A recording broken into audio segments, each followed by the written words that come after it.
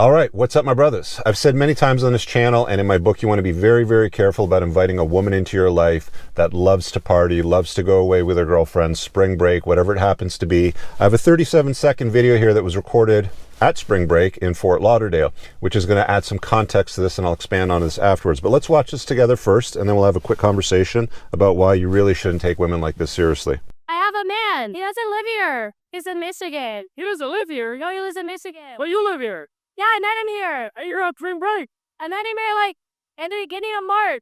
That's dangerous. You're playing a dangerous game right now. It's spring break. I don't know. I know. I'm lucky. All right, guys. I interviewed that girl, and she said she had a boyfriend in Michigan. Wow, what the f*** going on, bro? Unacceptable behavior.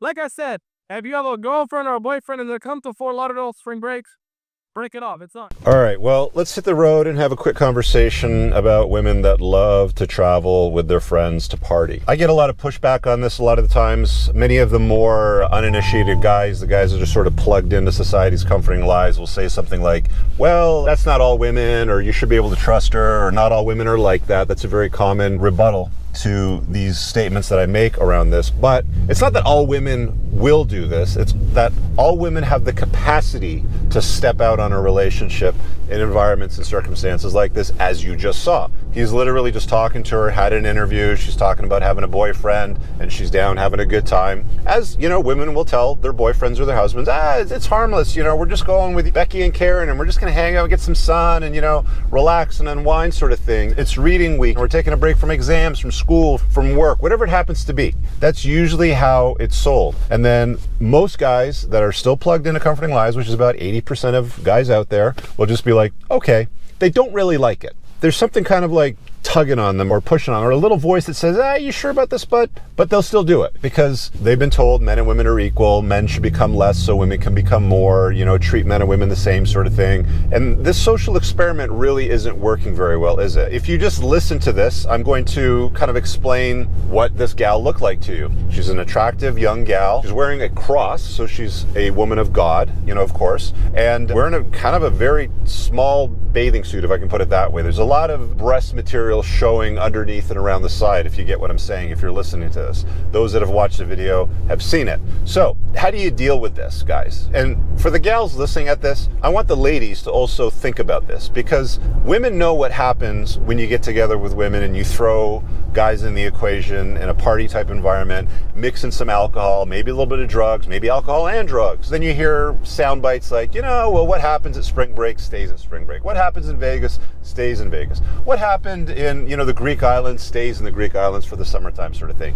You get what I'm saying? This is the logic, this is the reasoning that women will use. And why wouldn't they? Because they've been told that it's acceptable. And when women are convinced to behave like men, they're going to behave like men. Promiscuity is not good. I've said this many times. There's a study, the Teachman study itself. You guys can go look it up. And it established very, very clearly that a woman's past, her notch count, if you can boil it down to that, is one of the strongest determining factors to her happiness and commitment in a long-term relationship, i.e. a marriage. Because that tends to be the end goal a lot of the times. A lot of women, by the time they sort of party through their 20s at some point, 25, 26, 27, usually by 30 the latest, they come to some sort of epiphany like, all my friends are getting married, my brother's got kids, I feel this biological calling, and they want to get right with God sort of thing. They find somebody to settle down with. And the problem with that is they usually don't settle one with their first choice. They usually don't get that guy because he was at spring break or in Vegas for that weekend and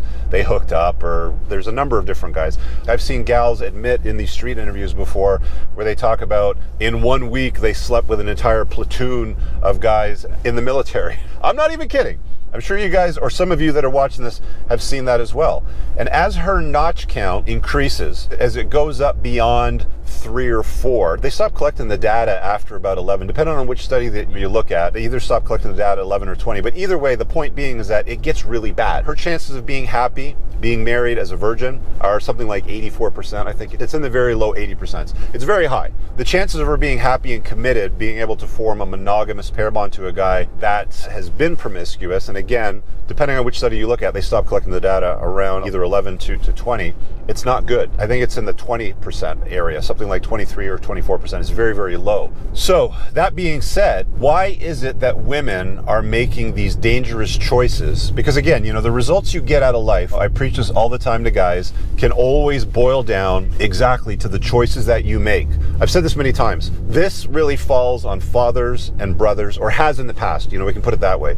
Fathers and brothers would often gatekeep their daughters and sisters to make sure they didn't make stupid choices in their life so that they could do well. And some people say, well, why are they getting involved? They shouldn't be controlling their daughters or their sisters, sort of thing. And it's like, yeah, maybe that's true in some of the cases. And I'm sure maybe 200 years ago or 500 years ago, some women might have got married off to less than ideal situations. But for the most part, they wanted what was best for them. I can almost guarantee in every case. So when women are traveling and doing things like this, especially in a relationship, single or in a relationship, it's really a bad call either way, but especially in a relationship, you've got to expect bad things to happen. I trust the locks on this car. I know they work.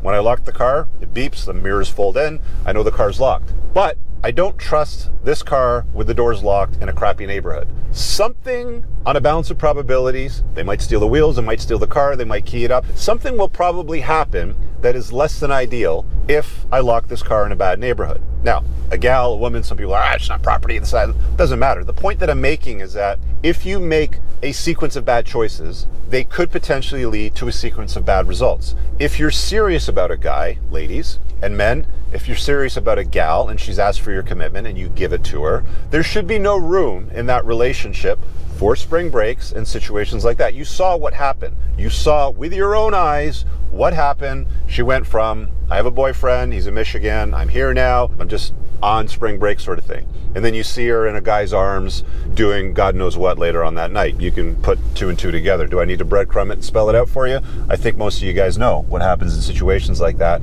when you mix vacations and alcohol and music and parties and plausible deniability. All women won't do this, but all women have the capacity and the capability to do this. And I promise you, whether they're in a relationship or not, at some point, whether they do it on that trip or the subsequent trip or the 1, 2, or 3 prior to that, something bad happens. So guys, if you have a gal that's like, I want to go on spring break, I want to go away for Becky's birthday in Las Vegas, I want to go to Ibiza for a Foam Cannon party for a week with my girlfriends to attend a music festival or something like that, your best position in a scenario like that to sort of deal with it, because I like to offer some prescriptions at least to solve these problems for you guys, is look, I can't take a woman seriously, I can't invest in her, I can't love you or want to marry a woman like you or stay married to a woman like that doesn't take this relationship seriously. Because that's basically what she's saying. She's basically saying, I don't take you that seriously, right? I want to exercise some options, and whether she does or not, you'll find out. Maybe you won't find out. Maybe it'll be concealed.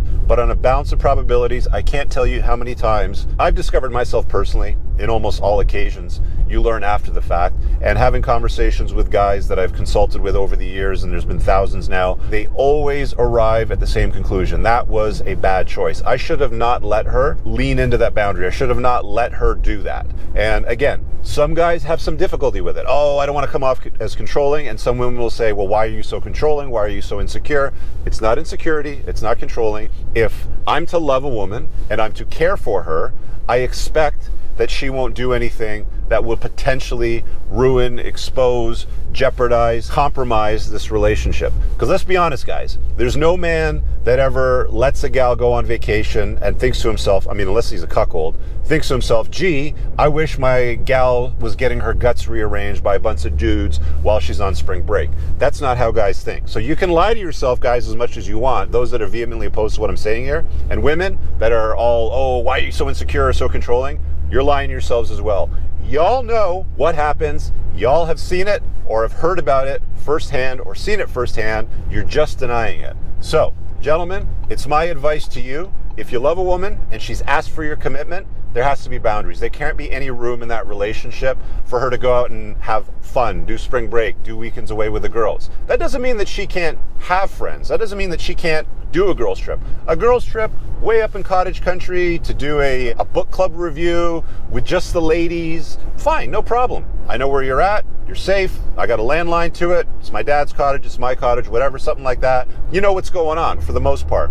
and it's on a bounce probability, he's probably going to be very, very safe, right? I mean, there's probably more danger from the bear. We can talk about the bear or the stranger in the woods conversation again some other time. You've probably heard that one. But you get what I'm saying here, right, guys? You don't want to completely lock it off, but there has to be some logic and reason in what it is that you're going to lock off, in what it is that you're going to prohibit. So exercise some leadership, men, in a relationship if you're going to invite one into your life, so that you don't put yourself in a position where you're one of those guys that calls me up or books me for a consult and is like, my wife cheated on me, she's untying the knot, she said that she loves me, she's not in love with me, she's taking the kids, and blah, blah, blah. It's like, you played a role in that. As much as you don't want to admit it, fellas, you played a role in it by allowing it. And you have to put your foot down and set a firm boundary when it comes to relationships and women. And ladies, you want a strong leader, you want an alpha male, well, guess what? This is what comes with the territory. You want a successful guy that can make bank and make it rain and is strong and masculine.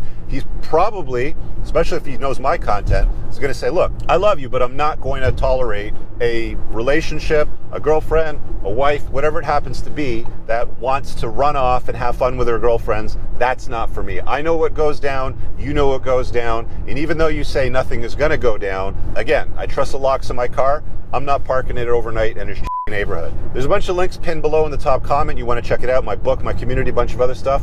You want to book me for a consult, check it out. See you guys later. Have an awesome day. Peace. I don't ever slow up. No, I don't take shit. I got no love.